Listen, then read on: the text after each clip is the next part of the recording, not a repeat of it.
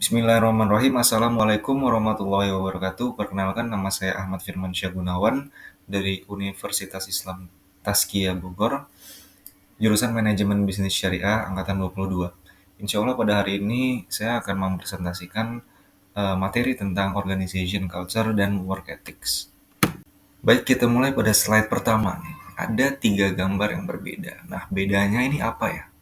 Nah, bedanya kita harus cari bedanya dari ketiga gambar ini. Yang kalau kita lihat secara seksama, sepertinya ketiga gambar ini menjual sebuah produk yang sama, yaitu kopi. Tapi dari masing-masing gambar ini kita mempunyai perbedaan. Untuk kesimpulan bisa kita ambil. Nah, mungkin yang pertama itu adalah bedanya values dan kultur yang ada gitu. Jadi kita bisa lihat di sini ada kultur ya, orang yang ngopi ya nggak butuh terlalu banyak validasi, kita bareng-bareng ngopinya juga ngopi kopi hitam doang gitu kan. Jadi situ ada value dan kultur yang dibangun di gambar pertama. Dan gambar kedua, kenapa perusahaan dengan produk yang sama yaitu jual kopi juga tapi daya tariknya berbeda gitu, dimana ditunjukkan dari gambar kedua ini. Dan yang gambar ketiga adalah bagaimana cara membangun organisasi yang benar-benar unggul, yang dimana diperlihatkan dari ya brand kopi yang cukup besar yang mungkin kita semua tahu sama dengan brandnya. Nah, itu adalah bedanya guys. Nah, dari ketiga pembahasan yang tadi saya sebutkan itu akan kita bahas di slide-slide selanjutnya. Mungkin kita akan next ke slide selanjutnya. Selanjutnya yang akan kita bahas adalah different values attract different customer. Jadi perbedaan value dan nilai itu akan mendistraksi sebuah eh, customer yang berbeda, seperti itu. Baik, di slide ini kita bisa melihat ada eh, perbandingan dua gambar lagi, yang dimana masing-masingnya mempunyai value yang dia miliki dan mana yang lebih menarik nih menurut kita. Nah, yang satu terlihat pasti salah satu di antara dua gambar ini akan lebih menarik di mata kita. Gitu. Nah, dan ini bukan sebuah kebetulan dari setiap produk atau toko-toko yang ada, yang dimana setiap pilihan visual, warna, desain itu akan mencerminkan value dari toko atau perusahaan kita masing-masing. Nah, value ini akan secara otomatis menarik customer dengan value yang serupa juga. Jadi ini akan saling kolektif. Nah, mana yang lebih menarik yang bisa kita lihat dari gambar tersebut? Nah, yang kiri atau kanan gitu kan. Nah, pilihan kita ini pasti akan tertarik pada align dengan values yang kita miliki sendiri gitu. Dan inilah kekuatan branding yang kuat. Dia akan memperlihatkan kepada kita dan menarik kita secara langsung target market yang kita inginkan gitu, tanpa perlu banyak penjelasan. Nah, di situ adalah eh, penjelasan dari dua gambar visual ini. Jadi seperti dua gambar yang tadi kita bisa lihat, without values you don't have a real customer. Yang dimaksud adalah kita tanpa kita mempunyai nilai sendiri, gitu, tanpa values yang jelas, kita nggak akan pernah akan punya customer sejati gitu. Jadi yang dimaksud apa? Yang dimaksud adalah yang kita punya itu, kalau kita nggak punya nilai ya, kita punya itu hanyalah pembeli gitu. Orang yang beli sekali karena butuh atau karena ya mau doang sekilas. Nah, setelah itu si buyer atau pembeli ini ya hilang. Nah, yang harus kita cari, itu yang harus kita bangun. Kenapa kita harus mempunyai value satu nilai? Dari kita mempunyai real customer gitu. Jadi ketika kita tidak punya nilai, kita tidak akan mempunyai real customer. Tapi ketika kita punya nilai, kita akan mempunyai customer sejati. Yang dimaksud customer sejati itu adalah customer yang akan terus balik lagi ke kalian karena kita punya nilai tersebut, kita punya value. Dan customer itu akan merekomendasikan barang yang kita punya karena kita punya value ini, eh, akan direkomendasikan ke teman-teman mereka. Bahkan apabila kita mempunyai value dalam produk atau perusahaan kita, seorang customer ini akan mempertahankan apabila produk atau perusahaan kita ini mendapatkan sebuah masalah. Dia akan berani defend terhadap brand kita. Dan situlah yang dinamakan real customer. di mana kita mempunyai emotional connection yang tercipta dari shared value yang kita berikan kepada customer kita, seperti itu. Nah, baik di slide ini kita bisa lihat adalah values in the culture model, di mana dimaksud adalah value individual kita pribadi masing-masing nanti akan di scale up menjadi kultur orang banyak gitu, culture model. Nah, mungkin kita definisikan dulu dari yang pertama. Values itu adalah pandangan individual tentang benar dan salah. Jadi misalnya saya percaya integritas itu penting, itu pandangan individual. Nah, organization culture itu nilai yang disepakati bersama dan jadi cara pandang dalam menentukan benar salah sebagai organisasi. Nah, itu adalah values into culture model. Selanjutnya, bagaimana individual values itu bisa berubah jadi organisasi culture, organisasi kultur. Nah, itu akan merubah menjadi melalui role model yang dimana kita lihat di sini ada proses adaptasi negosiasi nilai, lalu ada kekuatan besar yang akan menentukan nanti siapa yang akan berpengaruh gitu kan untuk menjadi culture model tersebut. Nah, yang terakhir adalah pemimpin akan menentukan perubahan organisasi yang dimana ketika leader konsisten menunjukkan values lewat tindakan, nah, seluruh organisasi itu nanti akan mengadopsi nilai yang sama dan disitulah nanti akan menjadi organization culture. Ya, pada slide ini kita akan melihat level pembentukan budaya organisasi menurut Sein 1991. Jadi yang dimana Edgar Sein membagi budaya organisasi di dua level yang besar, yang ada artefak dan asumsi dasar, dan tengah-tengah ada nilai-nilai dan keyakinan yang diadopsi. Jadi artefak itu adalah struktur dan proses organisasi yang bisa diamati, yang sulit ditelusuri lah. Nah, setelah itu eh, adanya filosofi, kebijakan, tujuan organisasi itu akan mengadopsi aturan. Dan yang ketiga dari asumsi dasar itu adalah pikiran bawah sadar, kebenaran umum, dan persepsi dasar kita di sumber utama dari nilai-nilai dan perilaku yang ada. Nah, ini adalah contoh komponen penyusun budaya yang tadi menurut Edgar Sein. Jadi ada yang observable dan ada yang non-observable. Jadi ada yang bisa kita lihat. Bisa kita lihat tuh kayak seperti ini, jargon seperti pasti pas, atau simbol perusahaan, ritual dan aturan SOP, itu sistem punishment dan reward. Nah, itu yang observable itu yang bisa kita lihat. Nah, ada juga yang non-observable, jadi inti sejati. Jadi itu value yang menggerakkan semua yang bisa lihat tadi, observable yang tadi, menjadi suatu organisasi culture gitu kan, yang non observable. Nah, contohnya mungkin seperti gunung es yang terlihat cuma 10%, tapi yang menentukan kekuatan dari gunung es tersebut adalah 90% yang tidak terlihat. Nah, seperti itu yang bisa dilihat dari komponen penyusunan budaya dari pertimbangan observable dan non observable. Nah, selanjutnya akan ada pertanyaan yang cukup krusial di situ. Eh, Merubah budaya. Apakah mudahkah kita merubah budaya?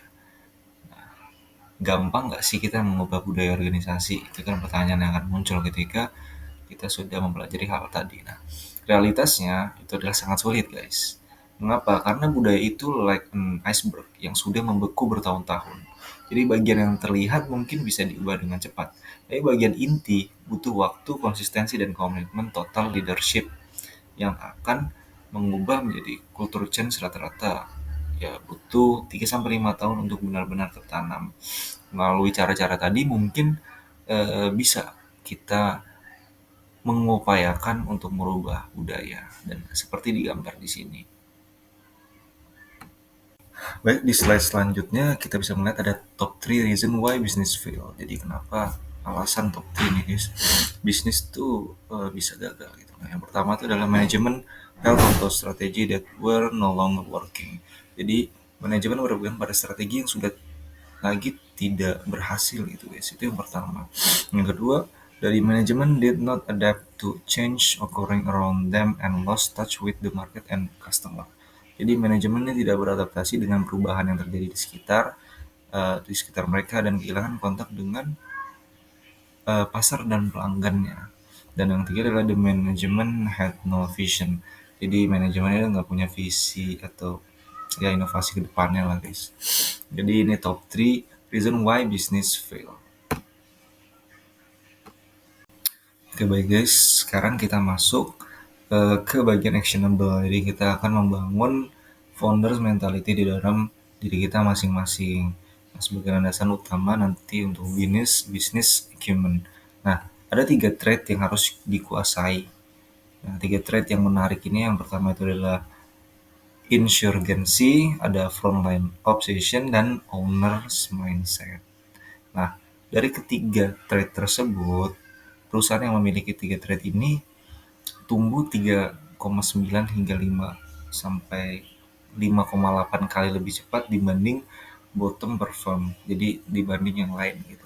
Oke, baik, mungkin akan kita bahas satu persatu di next slide ya guys. Nah, yang pertama dari trait tadi adalah insurgency, yang dimana kita harus challenging the startup to the majority. Jadi ini tentang ada spike di uniqueness yang membedakan dari kompetitor. Itu yang harus kita cari. Yang pertama, uniqueness tersebut. Setelah itu ada redefine rules, kita berani mengubah aturan main industri dengan SOP dan pertimbangan yang jelas tentunya pastinya. Terus ada belief the impossible, kita memiliki mindset bahwa tidak ada yang tidak mungkin, dan kita berani melakukan apapun yang terbaik untuk perusahaan kita. Nah, yang terakhir adalah speed warzone mindset.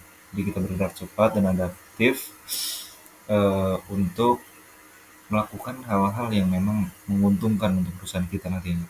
Jadi disruption dimulai dari mereka yang berani berbeda. Itu yang pertama untuk trade yang pertama guys. Nah, di slide selanjutnya kita bisa lihat ada quotes dari Bang Jeff Bezos, owner dari Amazon, yang dia bilang itu day 2 is decline followed by death. That is why it is always day one. Jadi dia bilang hari kedua itu adalah penurunan yang diikuti oleh kematian. Itulah mengapa selalu hari pertama. Nah, maksudnya apa? Jadi hari kedua itu yang dimaksud adalah zona nyaman guys, yang dimana ketika kita sudah melewati hari pertama, misalkan kita mengerjakan sesuatu yang masih semangat-semangatnya, kita masih benar-benar membara, kita masih mempunyai peraturan segala macam, itu kita masih mengikuti itu di hari pertama. Dan itulah yang tadi kita bahas dari startup mentality. Jadi kita benar-benar memegang teguh apa yang kita inginkan di day pertama. Nah, tapi ketika kita sudah mendapatkan hasil, kita sudah mendapatkan apa yang kita inginkan, nah itu akan menjadi day itu. Maksudnya kita sudah berada di zona nyaman, kita tidak berpikir untuk inovasi ke depannya, kita tidak berpikir untuk apa-apa yang nanti akan datang untuk menjumpai kita, dan kita tidak siap. Jadi maksudnya kenapa Jeff Bezos selalu bilang kita harus selalu berada di day one agar spirit kita selalu ya semangat seperti itu guys. Nah, kita lanjut ke trait yang kedua guys, dari the frontline obsession. Nah, trait kedua ini lebih ke arah intellectual curiosity tentang setiap detail customer experience dan bagaimana semua aspek bisnis bekerja. Ini mencakup obsesi pada 3 level. Yang pertama, frontline employees, jadi mereka yang langsung berhadapan dengan customer. Terus ada individual customer di semua level, memahami setiap segmen dengan detail. Dan yang ketiga adalah detail of the business, setiap proses yang mempengaruhi customer experience. Nah, excellence dimulai dari obsesi pada detail-detail kecil. Nah, ini ada the frontline obsession yang dimaksud. Nah, harus juga trait kedua yang harus dimiliki oleh uh, owner atau seorang founder. Nah, di trait yang ketiga yang harus dimiliki adalah the owner's mindset. Jadi owner mindset itu adalah balance yang bisa membalancing antara efektif dan efisien. Yang efektif itu doing the right things, fokus pada hasil dan impact jangka panjang. Terus efisien, doing things right. Jadi optimalisasi proses dan resource. Jadi ketika tim punya owner mindset, atau kita semua punya owner mindset gitu kan, mereka tidak sekedar bekerja untuk gaji, tapi untuk legacy juga, untuk kejayaan mereka. Mereka care dengan situasi yang ada, terus mereka juga care dengan sustainable growth, bukan hanya quick win atau kemenangan cepat, tapi yang dia cari atau yang kita cari legacy, seperti itu guys. Nah, oke baik guys. Jadi itu yang tadi sudah kita bahas semua, dari pertama tentang organization culture dan work ethic. Nah, jadi closing statementnya adalah inilah yang bisa kita pelajari gitu kan, magic formulanya lah yang bisa kita bilang. Jadi companies memiliki ketiga trait tersebut: insurgency, frontline operation, dan owner mindset.